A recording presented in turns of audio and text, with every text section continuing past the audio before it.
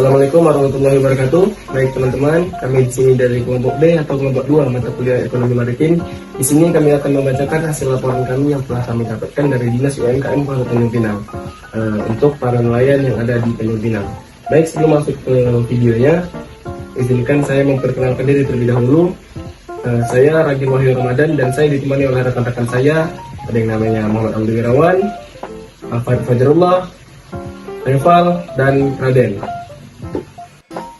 Langsung saja ke pertanyaan yang pertama. Apa saja kira-kira isu-isu yang dihadapi oleh para nelayan yang terkhususnya di Kota Tanjung Pinang ini? Apakah ada solusi untuk mengatasi masalah-masalah yang dihadapi para nelayan yang ada di Tanjung Pinang ini menurut untuk pandangan Dinas UMKM itu sendiri? Permasalahan yang saat ini terjadi pada para nelayan merupakan permasalahan yang segera harus untuk diselesaikan. Permasalahan ini membutuhkan banyak sekali kerjasama, mulai dari kerjasama antar pemerintah dan masyarakat, mulai dari kerjasama stakeholder, dan semua berperan dalam penyelesaian masalah tersebut.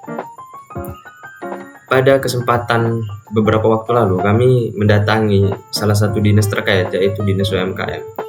Kami mendatangi Dinas UMKM adalah sebagai cara kami untuk mencari solusi bagaimana Dinas UMKM memberikan jawaban atas permasalahan-permasalahan perekonomian yang terjadi pada para nelayan. Pertanyaan pertama yang kami ajukan kepada Dinas UMKM yaitu terkait dengan apa sih pandangan daripada Dinas UMKM terhadap permasalahan-permasalahan yang hari ini terjadi, terkhususnya pada nelayan. Dan jawaban daripada Dinas UMKM adalah di mana Dinas UMKM telah berusaha dan juga telah bekerja sama antar sektor atau lintas sektor dalam penanganan hal-hal peningkatan perekonomian para nelayan. Dalam hal ini, salah satu bukti daripada Dinas UMKM dalam menjalankan solusi itu ialah dengan bekerja sama dengan salah satu bank, di mana Dinas UMKM memberikan subsidi dan bantuan kepada para nelayan. Dalam hal ini, 2 tahun terakhir, bantuan subsidi yang diberikan adalah bantuan bunga yang mana besar pinjamannya 20 juta rupiah, di mana Dinas UMKM mengatakan juga akan menambah jumlah pinjaman tersebut sampai 40 juta rupiah di tahun depan. Tetapi permasalahan tersebut merupakan salah satu bentuk peranan daripada Dinas UMKM terhadap para nelayan, terkhususnya pada perekonomian para nelayan. Walaupun Dinas UMKM menyatakan juga bahwasanya dinas terkait dengan hal ini adalah Dinas Perikanan, tetapi Dinas UMKM juga beranggapan bahwasanya mereka juga memiliki tanggung jawab dalam meningkatkan perekonomian daripada para nelayan. Kita lanjut ke pertanyaan selanjutnya. Bagaimana Dinas UMKM mengembangkan kompetensi keluarga nelayan dalam hal keterampilan atau pengetahuan untuk mengembangkan usaha sampingan?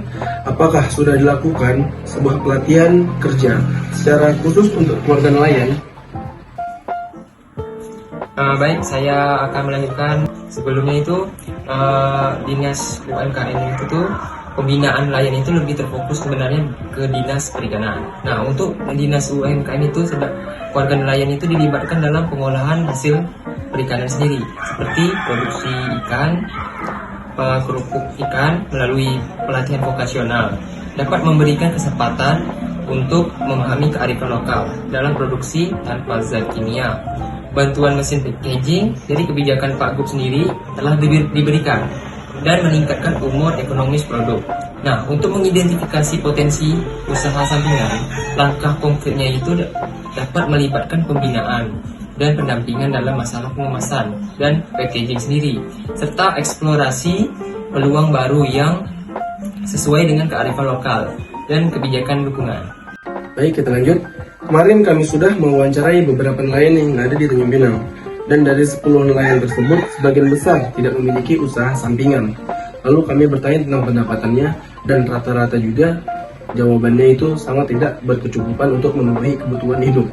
Lalu pertanyaan kami, apakah Dinas UMKM telah melakukan sosialisasi atau ada menyarankan melakukan pelatihan kerja kepada keluarga nelayan? Baik, di sini saya akan menyampaikan jawaban nomor 3 dari Dinas UMKM kemarin. Data UMKM tersebar di beberapa lokasi, termasuk Pasar Ikan KUD, Kampung Kelam, dan Kampung Bugis, dengan sekitar 155.000 data UMKM. Kami fokus pada kolaborasi dan sinergi dengan instansi terkait. Mengingat keterbatasan anggaran, pembinaan UMKM dilakukan dengan koordinasi fungsi-fungsi. Namun, tantangan terkait sampel yang belum tersentuh, pelatihan dan pendampingan masih ada. Upaya terus dilakukan dengan harapan meningkatkan koordinasi, kolaborasi, serta sinergi. Untuk memaksimalkan pembinaan, dalam menghadapi keluhan dan curhatan dari masyarakat, identifikasi dan pengelompokan data menjadi langkah bertahap.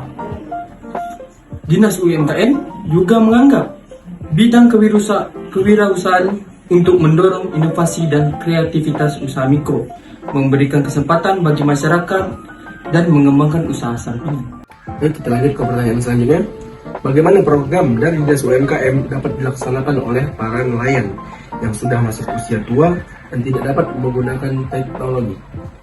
Selanjutnya, jawaban dari Dinas UMKM untuk pertanyaan nomor 4. Untuk masalah ini, kami sudah melakukan sosialisasi dan telah meletakkan standing atau papan pemberitahuan yang mudah dijangkau nelayan di sekitar kantor kelurahan untuk mengatasi permasalahan tersebut.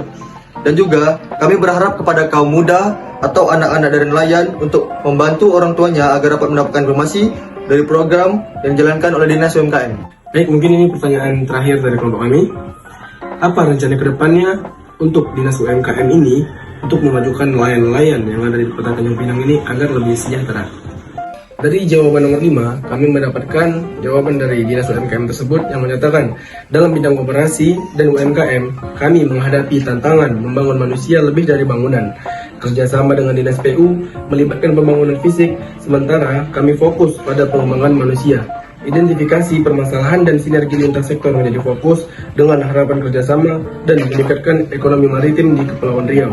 Selain itu, audiensi dan pembinaan nilai-nilai wirausaha juga dilakukan, termasuk upaya masuk ke institusi pendidikan untuk menyampaikan masalah edukasi terkait kewirausahaan. Kesimpulan dan saran dari proyek kami. Pertama ialah kesimpulan. Permasalahan nelayan yang kita jumpai hari ini adalah permasalahan yang harus sama-sama kita selesaikan. Bukan hanya dari pihak nelayan dan pemerintah saja, tetapi kita juga bisa untuk membantu penyelesaian masalah tersebut. Para nelayan membutuhkan kehidupan dan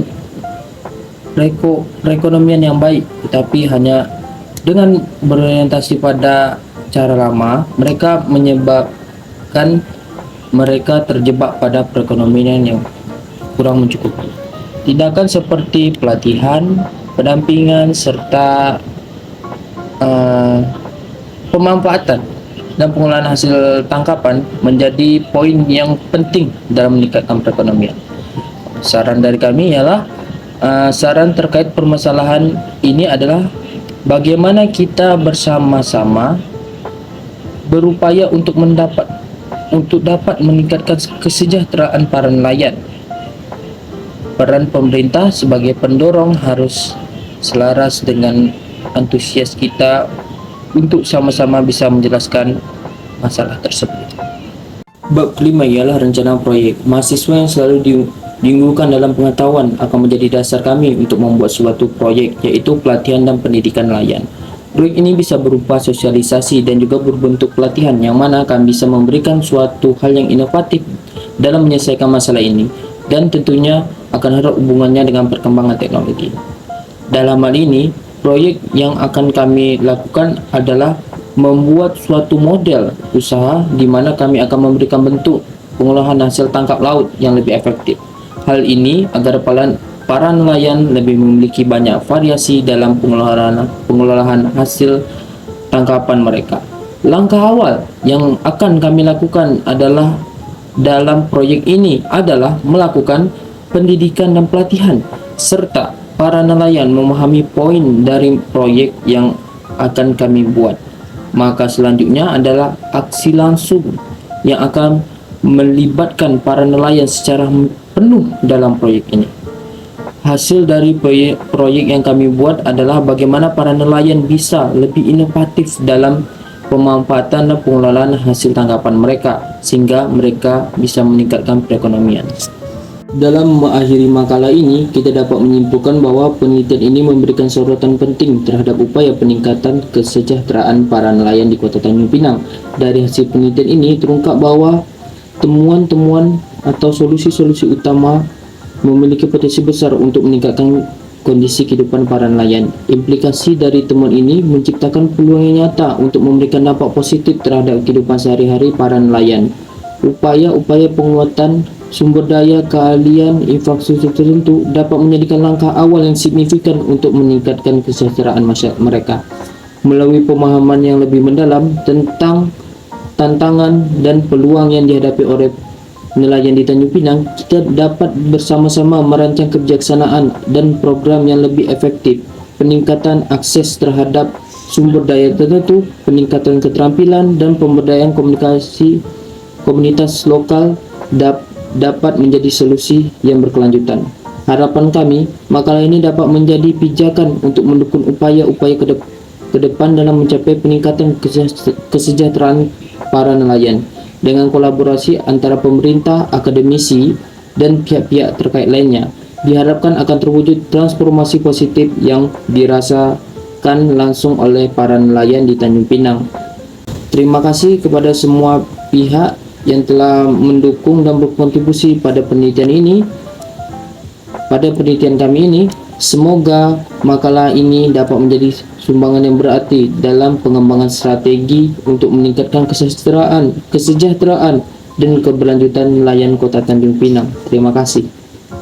Kami dari kelompok 2 mengucapkan terima kasih sebesar-besarnya.